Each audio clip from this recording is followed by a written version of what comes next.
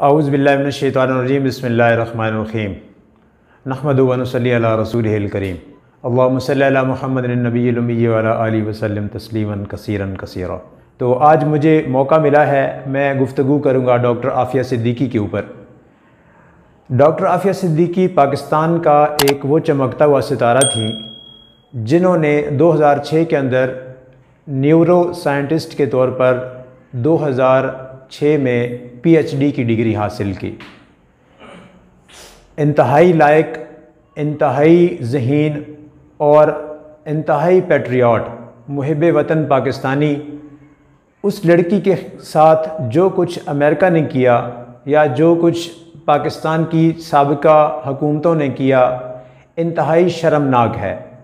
मैं बात करना चाहूँगा हमारी ख़ारजा पॉलिसी, हमारी हुकूमत की पॉलिसियाँ। हम लोग इतने ज़्यादा कमज़ोर क्यों हैं कि हमारे हाथों से हमारी बेटी को अमेरिका ले जाया गया और वहाँ जाकर उसको 86 साल की कैद की सज़ा सुनाकर उसको जेल में बंद कर दिया गया। उसके ऊपर इल्ज़ाम क्या है?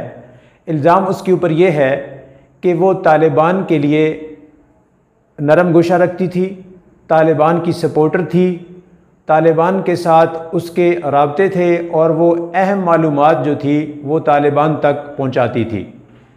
ये इल्ज़ाम लगाकर लोगों ने उसको, US आर्मी ने उसको अरेस्ट किया। अरेस्ट करने के बाद उसको पहले अफ़गानिस्तान में लेकर गए, वहाँ से उसको फिर उन्होंने अमेरिका में वहाँ जाके ट्रांसफ़र कर दिया। अब मैं हैरान इस बात पर हूँ कि उसके ऊपर कौन सा चार्ज लगाया उन्होंने।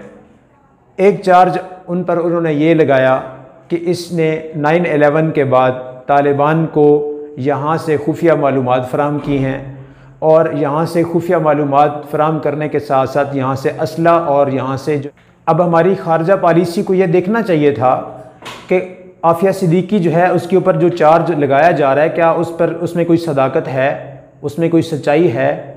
ये सारी बातें अपनी जगह पर हैं, लेकिन अभी इस वक्त जो पोजीशन जा रही है वो ये है कि उसके मुतालिक कोई ख़बर जो है आजकल हमारे मीडिया में नहीं आती।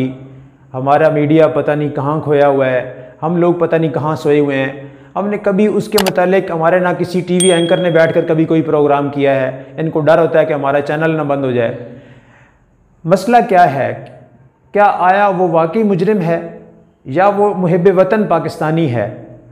क्या वो दुनिया की इतनी ही कोई बहुत ज़्यादा कानून शिकन औरत है? क्या वो दुनिया की सबसे बड़ी मुजरिम औरत है? क्या वो इतना उसने बड़ा जुर्म कर दिया है कि उसकी एक ख़ास उसका एक वक्त था, एक पीरियड था जब उसने अपने आप को दुनिया के अंदर मनवाना था, तो उस टाइम पर आकर उसको जेल के अंदर बंद कर दिया गया है। और 86 साल की कैद दुनिया की कौन सी सज़ा बनती है, ये मेरी समझ से बाहर है। उनके अपने लॉज के अंदर ये कौन सी सज़ा है जो 86 साल की कैद की सज़ा उसको सुनाकर उसको बेसिकली उसको उन्होंने क्या किया है, उम्र कैद बनती है। उम्र कैद से भी ज़्यादा, उम्र कैद भी 25 साल होती है।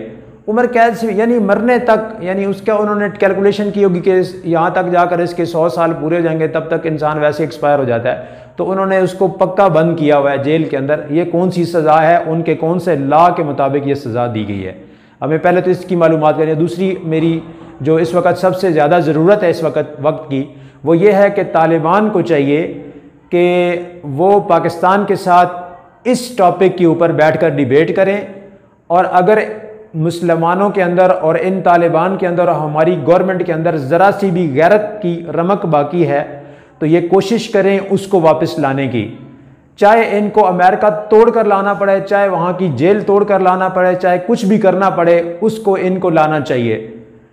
ये जो शेर शाह सूरी ऐसे ही नहीं पैदा हो जाएगा, महमूद गजनवी ऐसे ही नहीं आ जाते। ये आप ही के तबके से ये लोग निकलते हैं। बस काम क्या करना होता है, सिर्फ अपने अंदर के ज़मीर को जगाना होता है।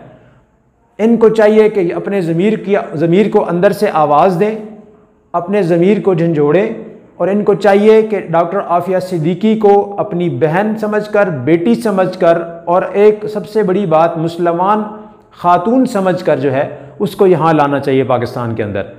मैं गुजारिश करता हूँ अपनी गवर्नमेंट से, मैं गुजारिश करता हूँ अपने टीवी एंकर से, गुजारिश करता हूँ अपने सारे मीडिया के दोस्तों से जिन्होंने अपने अपने यूट्यूब के ऊपर चैनल बनाए हुए हैं, मैं उन सब से रिक्वेस्ट करता हूँ कि आप आफिया सिद्दीकी के लिए आवाज़ उठाएं।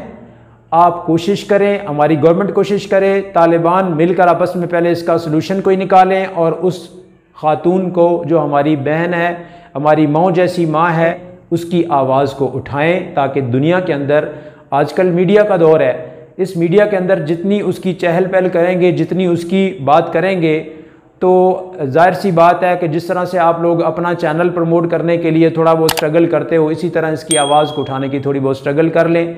इसी के साथ इजाज़त चाहता हूँ। अस्सलाम वालेकुम वरहमतुल्लाहि वबरकातुहू।